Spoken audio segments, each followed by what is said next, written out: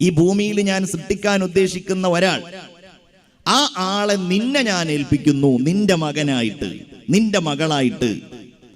അവർക്ക് ആരോഗ്യമുണ്ടാകാൻ, അവർക്ക് ബുദ്ധിയുണ്ടാകാൻ, അവർക്ക് തൻ്റെ ഇടമുണ്ടാകാൻ, അവരുടെ ജീവിതത്തിന് നേരായ മാർഗം കാണിച്ചു കൊടുക്കുവാനൊക്കെ വാപ്പാ ഉമ്മ നിങ്ങളെയാണ് ഞാൻ ഏൽപ്പിക്കുന്നത് എന്ന് അല്ലാഹു തആല പറഞ്ഞതുപോലെയാണ് നമ്മുടെ ഓരോരുത്തരുടെയും മക്കൾ. ഇത് നമുക്ക് ചിന്തിച്ചാൽ അത്ഭുതം തോന്നുന്ന ഒരു ബന്ധമാണ്. കാരണം ഇത് അറുത്തുമുറിച്ച് മാറ്റാൻ കഴിയില്ല, ഇത് വേണ്ട എന്ന് വെക്കാൻ കഴിയില്ല, ഇത് ഖത്അ് ചെയ്യാൻ കഴിയില്ല എന്നർത്ഥം. സാധാരണ ഭൗതികമായ ഒരു സാധനമാണെങ്കിൽ കത്തിയെടുത്ത് മുറിച്ചു കളയാം. ഇതെന്റെ മകനുമായിട്ടുള്ള ബന്ധം ഞാനിതാ മുറിച്ചു മാറ്റുന്നു എന്ന് ചിലർ പ്രഖ്യാപിച്ചേക്കാം, പക്ഷേ നടക്കുന്നില്ല. നമ്മൾ മനസ്സിലാക്കേണ്ട കാര്യം, നമ്മളുടെ മക്കളെ ഈമാനികമായി ആത്മീയമായി സ്നേഹപൂർവം നമ്മൾ ചേർത്തു പിടിക്കുന്നവരാണെങ്കിൽ സ്വർഗലോകത്തെ അനന്തമായ ലോകത്ത് അവസാനിക്കാത്ത ബന്ധമായി നമുക്കതിനെ തുടർത്തുവാൻ കഴിയും. ആയത്തുകളിലും ഹദീസുകളിലും നമുക്കത് ബോധ്യപ്പെടുന്നുണ്ട്. അള്ളാഹുവിന്റെ ഹബീബ് സല്ലല്ലാഹു അലൈഹി വസല്ലമ തങ്ങൾ ഒരിക്കൽ സ്വഹാബത്തുൽ കിറാമിനിടയിൽ പല ചർച്ചകളിലും ഏർപ്പെട്ടുകൊണ്ടിരിക്കുകയാണ്. അവരുടെ അന്നത്തെ ചർച്ചാ വിഷയം ആയുർദൈർഘ്യത്തെ സംബന്ധിച്ചായിരുന്നു. ചില ഹദീസുകളിൽ കാണാൻ കഴിയും അള്ളാഹു വയസ്സിൽ വർധനവ് നൽകുന്നത്. നിങ്ങൾ ഇന്ന കാര്യം ചെയ്താൽ അള്ളാഹു നിങ്ങൾക്ക് ആയുർദൈർഘ്യം നൽകും, നിങ്ങൾ ഇന്ന പ്രവർത്തനം നടത്തിയാൽ അള്ളാഹു നിങ്ങൾക്ക് ആയുസ്സിൽ ദീർഘം നൽകും. അപ്പൊ സ്വഹാബികൾക്കൊരു സംശയം, എങ്ങനെയാണ് യാ റസൂലല്ലാഹ് ഞങ്ങളുടെ വയസ്സിൽ അള്ളാഹു വർധനവ് നൽകുന്നത്? കാരണം ഞങ്ങൾക്ക് അള്ളാഹു നിശ്ചയിച്ച ഒരു സമയമുണ്ടല്ലോ, വലൻ യുഅഖിറല്ലാഹു നഫ്സൻ ഇദാ ജാഅ അജലുഹാ. അള്ളാഹു ഒരു സമയം നിശ്ചയിച്ചു കഴിഞ്ഞിട്ടുണ്ടെങ്കിൽ പിന്നെ അതിന്റെ അപ്പുറത്തേക്ക് പോകില്ലല്ലോ. പിന്നെ എങ്ങനെയാണ് അള്ളാഹു ഞങ്ങൾക്ക് ആയുസ്സിൽ വർധനവ് നൽകുന്നത്? ഈ ചോദ്യം നബി സല്ലല്ലാഹു അലൈഹി വസല്ലമയോട് സ്വഹാബികൾ ചോദിച്ചപ്പോൾ അതിന് അല്ലാഹുവിന്റെ ഹബീബ് പറഞ്ഞ മറുപടിയാണ്, അയ്യർസുഖല്ലാഹുൽ അബ്ദ ദുരിയതൻ സാലിഹാ. അല്ലാഹു ഒരാൾക്ക് നല്ല മക്കളെ നൽകലാണ്.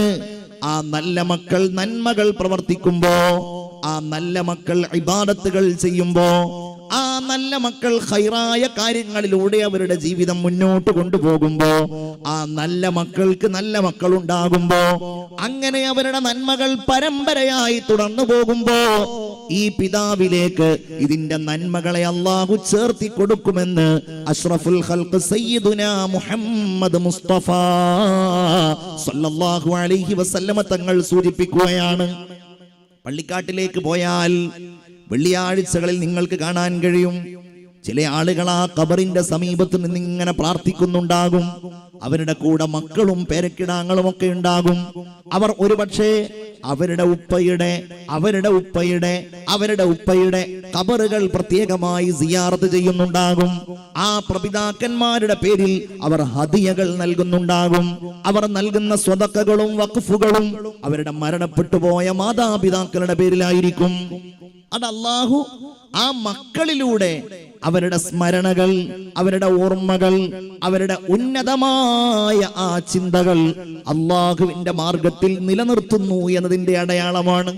നേരെ തിരിച്ചുണ്ടാവും. അങ്ങനെ ഒരു ഓർമ്മയെ പിതാവിനെ സംബന്ധിച്ചിടത്തോളല്ല. നമ്മൾ തെറ്റിദ്ധരിക്കരുത് അവർ മോശക്കാരാണ് എന്നതിന്, അതല്ലെങ്കിൽ ആ മാതാപിതാക്കൾക്ക് മക്കളെ കൊണ്ട് നന്മകൾ ഉണ്ടായില്ല എന്നൊരിക്കലും നമ്മൾ ധരിക്കേണ്ട കാര്യമില്ല. ഭൗതികമായ അതിന്റെ ഒരു വിലയിരുത്തലാണത്. ആ മക്കൾക്ക് നമ്മൾ ചെറുപ്പം മുതലേ സ്നേഹവും ഈമാനികമായ ആവേശവും ധീരമായ തഖ്വയും നൽകിക്കഴിഞ്ഞാൽ തീർച്ചയായിട്ടും നമ്മൾ മരണപ്പെട്ടു കഴിഞ്ഞാലും അവരുടെ നന്മകൾ നല്ല രീതിയിൽ നമ്മളുടെ പരലോകത്തേക്ക് ചേരും.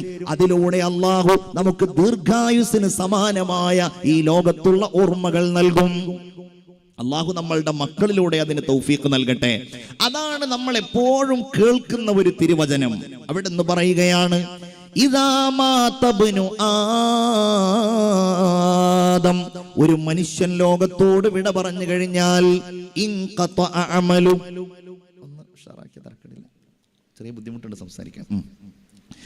ഇദാ മാതബ്നു ആദം, ഒരു മനുഷ്യൻ ലോകത്തോട് വിട പറഞ്ഞു കഴിഞ്ഞാൽ ഇൻഖതഅ അമലു, അവന്റെ പ്രവർത്തനം മുറിഞ്ഞു പോകുന്നതാണ് എന്ന് പറഞ്ഞാൽ പിന്നെ അവന് നിസ്കരിക്കാൻ അവസരമില്ല, പിന്നെ അവന് നോമ്പ് നോൽക്കാൻ അവസരമില്ല. ഇല്ലാ മിൻ സലാസ്, 3 കാര്യങ്ങൾ ഒഴികെ എന്ന് പറഞ്ഞാൽ നിസ്കാരത്തോടെ അവസാനിച്ചു, നോമ്പതോടെ അവസാനിച്ചു. 3 കാര്യങ്ങൾ അവനിങ്ങനെ ഒരു കർമ്മമായി നിലനിന്നുകൊണ്ടിരിക്കും. നിസ്കാരം അത് അവസാനിച്ചു, ഇനി അവനത് ചെയ്യാൻ കഴിയുന്നില്ല. പക്ഷെ ഇനി പറയാൻ പോകുന്ന 3 കാര്യങ്ങൾ അവൻ മരിച്ചാലും അവനതിങ്ങനെ ചെയ്യുന്നതിന് സമാനമാണ്. അതിലൊന്നേതാണ്? സദഖത്തിൻ ജാരിയ, എപ്പോഴും പ്രതിഫലം ലഭ്യമാകുന്ന ദാനമാണ് അതിലൊന്ന്. അതിന് ഉദാഹരണമാണ് ഈ കെട്ടിടം, അതിനുദാഹരണമാണ് ഈ ഭൂമി നൽകിയത്, അതിനുദാഹരണമാണ് നമ്മുടെ മദ്രസകളുടെ ഭൂമി, നമ്മുടെ മദ്രസാ കെട്ടിടങ്ങൾ, അതിനുദാഹരണമാണ് നമ്മുടെ മസ്ജിദുകൾ, അതിനുദാഹരണമാണ് നമ്മുടെ ക്യാമ്പസുകൾ. അത് നൽകിയ ആളുകൾ ലോകത്തോട് വിട പറഞ്ഞാലും, ആ നന്മകൾ ഈ ലോകത്ത് സ്ഥാപിച്ച ആളുകൾ ലോകത്തോട് വിട പറഞ്ഞു പോയാലും റഹ്മാനായ റബ്ബ് അവർക്ക് അല്ലാഹുവിന്റെ അടുക്കൽ നിന്നുള്ള ഉന്നതമായ പദവികൾ നൽകിക്കൊണ്ടിരിക്കുകയാണ്. ഞാൻ ഈ സ്ഥാപനത്തിന്റെ നാമം അത്ഭുതത്തോടെ തന്നെയാണ് കണ്ടത്.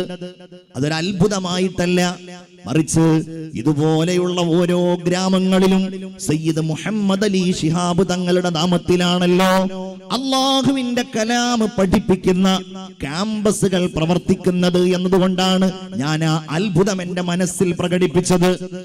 എന്തുകൊണ്ടാണത്? അല്ലാഹു തആല അവിടുത്തെ ഓർമ്മകൾ, ആ ചിന്തകൾ, മഹാനുഭാവന്റെ നല്ല സ്മരണകൾ അത് ലോകത്ത് നിലനിർത്തിക്കൊണ്ടിരിക്കുകയാണ്. എന്തുകൊണ്ടെന്നാൽ തന്റെ ഓർമ്മ വെച്ച കാലം മുതൽ റഹ്മാനായ റബ്ബിന്റെ മാർഗത്തിൽ ജീവിതം സമർപ്പിച്ച് പാവപ്പെട്ടവർക്ക് വേണ്ടി, നാട്ടുകാർക്ക് വേണ്ടി, മഹല്ലുകൾക്ക് വേണ്ടി, ഓരോരുത്തരുടെയും പ്രധാനപ്പെട്ട കാര്യങ്ങൾക്ക് വേണ്ടി ചൊവ്വാഴ്ച ദിവസം കൊടപ്പനക്കൽ തറവാട്ടിലെത്തുന്ന ആയിരക്കണക്കിന് ജനങ്ങൾക്ക് അവരുടെ ഓരോ കാര്യങ്ങൾക്കും ആശ്വാസം നൽകുന്ന വ്യക്തിത്വമായി സയ്യിദ് മുഹമ്മദ് അലി ശിഹാബ് തങ്ങൾ ഈ സമൂഹത്തിൽ ജീവിച്ച കാലത്ത് നിറഞ്ഞു നിന്നപ്പോൾ ഹാനവറുകൾ വഫാത്തായതിനു ശേഷവും റഹ്മാനായ റബ്ബ് സുബ്ഹാനഹു വ തആല ബഹുമാനപ്പെട്ടവരുടെ പരലോകത്തെ പദവി ഉയരാകുന്ന രൂപത്തിൽ ഹിഫ്ദുൽ ഖുർആൻ കോളേജ്, ബൈത്തുർ റഹ്മകൾ, ദീനീ സ്ഥാപനങ്ങൾ, കാരുണ്യത്തിന്റെ കേന്ദ്രങ്ങൾ ഒക്കെ മഹാനുഭാവന്റെ പേരിൽ നിലനിർത്തുകയാണ്. സദഖത്തിൻ ജാരിയ, അതല്ലെങ്കിൽ അവർക്ക് ഉപകാരപ്പെടുന്ന അറിവ് എന്ന് പറഞ്ഞാൽ ഏതെങ്കിലും ഒരാളുടെ ജീവിതത്തിൽ അവന് ജീവിതോപാധിയാകുന്ന രൂപത്തിൽ, അവന് വൈജ്ഞാനികമായ നേട്ടമുണ്ടാകുന്ന രൂപത്തിൽ, അവന്റെ മക്കൾക്കും കുടുംബത്തിനും സാമ്പത്തികമായ സഹായം നൽകാൻ കഴിയുന്ന രൂപത്തിലുള്ള അറിവ് ഒരാൾക്ക് പഠിപ്പിച്ചു കൊടുത്ത് ആ അറിവ് കൊണ്ടവൻ ആത്മീയമായി, ഭൗതികമായി നല്ല കാര്യങ്ങൾ ചെയ്യുന്നുവെങ്കിൽ ആ പഠിപ്പിച്ചു കൊടുത്തയാൾക്ക് അയാളുടെ മരണാനന്തരം ഈ അധ്യാപകന്റെ, ഈ മുഅല്ലിമിന്റെ, ഈ ഉസ്താദിന്റെ, ഈ മുദർരിസിന്റെ, ഈ വാഇദിന്റെ മരണാനന്തരം അല്ലാഹു തആല അതിന്റെ സവാബുകൾ ഇങ്ങനെ നൽകിക്കൊണ്ടിരിക്കുകയാണ്. നിങ്ങളെ മദ്രസയിൽ ഉസ്താദ് നിസ്കാരം പഠിപ്പിച്ചു, നിങ്ങൾ നിസ്കരിക്കുന്നു, നിങ്ങൾ വുളൂ ചെയ്യുന്നു, നിങ്ങൾ ആ നിസ്കാരത്തിൽ അല്ലാഹു റബ്ബുൽ ഇസ്സത്ത് കൽപ്പിച്ച എല്ലാ കാര്യങ്ങളും സുന്നത്തുകളും ചെയ്യുന്നു. നിങ്ങൾ ആ നിസ്കരിക്കുന്നോടത്തോളം കാലം ആ പഠിപ്പിച്ച ആ നിസ്കാരം നിങ്ങളെ പഠിപ്പിച്ച ആ ഇൽമ് നിങ്ങളെ പഠിപ്പിച്ച ആ ആദരണീയനായ ഗുരുവിന് അല്ലാഹു കൂലി നൽകിക്കൊണ്ടേയിരിക്കുകയാണ്. നിസ്കാരം മാത്രമല്ല, അത് ഖുർആനാണെങ്കിലും, അത് ഹദീസുകളാണെങ്കിലും, അത് വിജ്ഞാനത്തിന്റെ ഏതു ഭാഗങ്ങളാണെങ്കിലും അങ്ങനെ തന്നെയാണ്. അതിൽപ്പെട്ട ഒരു കാര്യമായിട്ട് അല്ലാഹുവിന്റെ ഹബീബ് എണ്ണുന്നതാണിത്. റസൂലുള്ളാഹി പറയുന്ന കാര്യമാണിത്. ഔ വലദിൻ സ്വാലിഹിൻ യദ്ഉ ലഹു, അവന് വേണ്ടി പ്രാർത്ഥിക്കുന്ന ഉത്തമരായ സന്താനങ്ങൾ. മക്കളുണ്ടായത് കൊണ്ട് മാത്രം കാര്യമായില്ല, ആ മക്കൾ നല്ലവരാകണം, ആ മക്കൾ പ്രാർത്ഥിക്കുന്നവരാകണം, ആ മക്കൾ നിസ്കരിക്കുന്നവരാകണം, ആ മക്കൾ വിശുദ്ധമായ ഖുർആൻ പാരായണം ചെയ്യുന്നവരാകണം, ആ മക്കൾ ഇതുപോലെ സമൂഹത്തിന് നന്മകൾ നൽകുന്ന, സമൂഹത്തിന് നേട്ടങ്ങൾ നൽകുന്ന ഉത്തമരായ മനുഷ്യരായി മാറണം. ഇതുപോലെയുള്ള നന്മകളെ സഹായിക്കാൻ കഴിയുന്ന നല്ല മനസ്സുള്ളവരായിട്ട് ആ മക്കൾ മാറിയാൽ രക്ഷിതാവിന്റെ മരണാനന്തരം, മാതാപിതാക്കളുടെ മരണാനന്തരം അള്ളാഹു അവരുടെ ഖബറിലേക്ക് ഒരിക്കലും അവസാനിക്കാത്ത ഒരു കർമ്മമായി ആ മക്കളുടെ കാര്യങ്ങളെ നിയോഗിക്കുമെന്നാണ് സയ്യിദുനാ മുഹമ്മദ് മുസ്തഫ.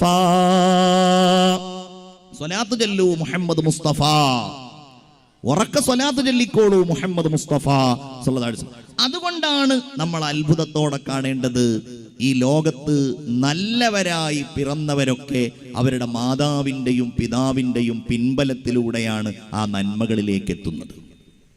ആരുൾപ്പെടെ? അഷ്റഫുൽ ഖൽഖ് സയ്യിദുനാ മുഹമ്മദ് മുസ്തഫ സല്ലല്ലാഹു അലൈഹി വസല്ലമ തങ്ങൾ ഉൾപ്പെടെ ലോകത്ത് അതിനേക്കാളും ശ്രേഷ്ഠനായവരല്ല. ബാസൊക്കെ കുറച്ചൊക്കെ ഒന്ന് ഉഷാറാവും.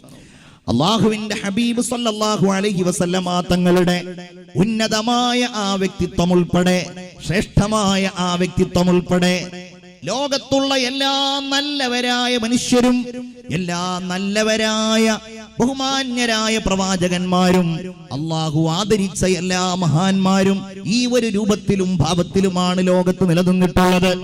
അവർക്ക് അല്ലാഹു തആല നൽകിയ ഉന്നതമായ പദവി റബ്ബിന്റെ വലിയ ഔദാര്യമാണെങ്കിലും അവരുടെ മാതാവിന്റെയും പിതാവിന്റെയും ആ മേൽനോട്ടവും പ്രാർത്ഥനയും അവരുടെ നന്മകളിൽ വലിയ പങ്ക് വഹിച്ചതായി നമുക്ക് കാണുവാൻ കഴിയും. അള്ളാഹുവിന്റെ ഹബീബ് സല്ലല്ലാഹു അലൈഹി വസല്ലമയോട് ചോദിക്കുന്നുണ്ട്, യാ റസൂലല്ലാഹ്, മാ കാന, എന്തായിരുന്നു അങ്ങയുടെ പ്രാരംഭം?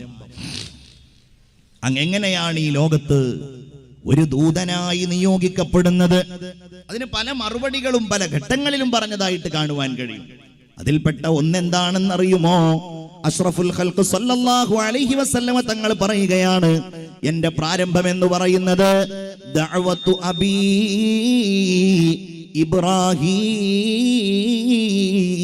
ഇബ്രാഹീം, എന്റെ ഉപ്പയായ ഇബ്രാഹിം അലൈഹിസ്സലാമിന്റെ ദുആയാണ്. അതിലാണ് നമുക്ക് വലിയ പാഠമുള്ളത്. ലോകത്ത് പിതാക്കന്മാരുടെ കൂട്ടത്തിൽ ശ്രദ്ധേയനായ ഒരു ഉപ്പയായിട്ടാണ് മഹാനായ സയ്യിദുനാ ഖലീലുല്ലാഹി ഇബ്രാഹിം അലൈഹിസ്സലാം അറിയപ്പെടുന്നത്. മനുഷ്യന്മാർക്ക് ഒരുപാട് പിതാക്കന്മാർ പല ഘട്ടങ്ങളിൽ ഉണ്ടായിട്ടുണ്ട്. അതിലെ ഒന്നാമത്തെ ഘട്ടത്തിലുള്ള ഉപ്പയാണ് മഹാനായ സയ്യിദുനാ ആദം അലൈഹിസ്സലാം. ആദം നബി അലൈഹിസ്സലാം അബുൽ ബഷറാൻ, എല്ലാ മനുഷ്യന്മാരുടെ ഉപ്പയാണ്. എന്നതുപോലെ തന്നെ മറ്റൊരു പിതാവാണ് മഹാനായ സയ്യിദുനാ ഖലീലുല്ലാഹി ഇബ്രാഹിം. എല്ലാവരും ഒന്ന് പറയൂ, സയ്യിദുനാ ഖലീലുല്ലാഹി ഇബ്രാഹിം അലൈഹിസ്സലാം. ഇബ്രാഹിം അലൈഹിസ്സലാത്തു വസ്സലാമിന്റെ ആ പൈതൃകം വളരെ മനോഹരവും വിശാലവുമാണ്. എന്തുകൊണ്ടെന്നാൽ ഇബ്രാഹിം അലൈഹിസ്സലാത്തു വസ്സലാമിന്റെ മക്കളാണ് അറബികൾ. അവര് മാത്രമല്ല, ഇബ്രാഹിം അലൈഹിസ്സലാമിന്റെ മക്കളാണ് മഹാനായ യാക്കൂബ് നബി അലൈഹിസ്സലാമിന്റെ സന്താനമായിട്ട് അറിയപ്പെടുന്ന ബനു ഇസ്രായേല്യർ. ഈ രണ്ട് വിഭാഗത്തിനുമുള്ള പ്രത്യേകത എന്താണ്? ഇവരിലൂടെയാണ് ലോകത്തൊട്ടനേകം സംസ്കാരങ്ങൾ ഉണ്ടായത്. ലോകത്ത് വിപ്ലവങ്ങൾ എന്ന് മാത്രമല്ല, മനുഷ്യ ചരിത്രത്തിന്റെ, മനുഷ്യകുലത്തിന്റെ ഓരോ സംഭവങ്ങളുടെയും കേന്ദ്രം ഈ രണ്ട് വിഭാഗങ്ങളായിരുന്നു. അതിന്റെ വലിയ ഒരു ശതമാനവും കൈകാര്യം ചെയ്യുന്നത് അറബികളും ഇസ്രായേല്യരുമായ വിഭാഗങ്ങളാണ്.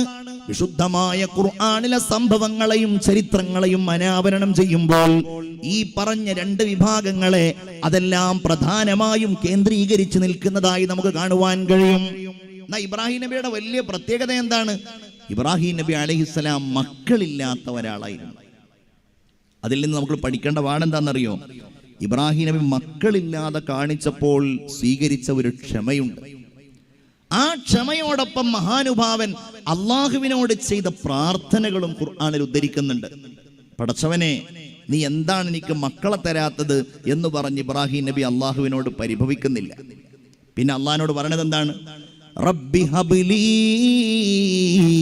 മിനസ്സാലിഹീൻ, അള്ളാഹുവേ നല്ലവരിൽപ്പെട്ട ഒരു കുഞ്ഞിനെ എനിക്ക് നീ നൽകണമേ. മക്കളെ ചോദിക്കുക എന്നുള്ളത് കേവലം മക്കളെ എന്നുള്ളതല്ല, നല്ലവരിൽപ്പെട്ട കുഞ്ഞുങ്ങളെ എനിക്ക് നീ നൽകണേ. അല്ലാഹു അത് നൽകി. അങ്ങനെ ആദ്യമായി നൽകിയ ആളാണ് മഹാനായ സയ്യിദുനാ ഇസ്മാഈൽ അലൈഹിസ്സലാം.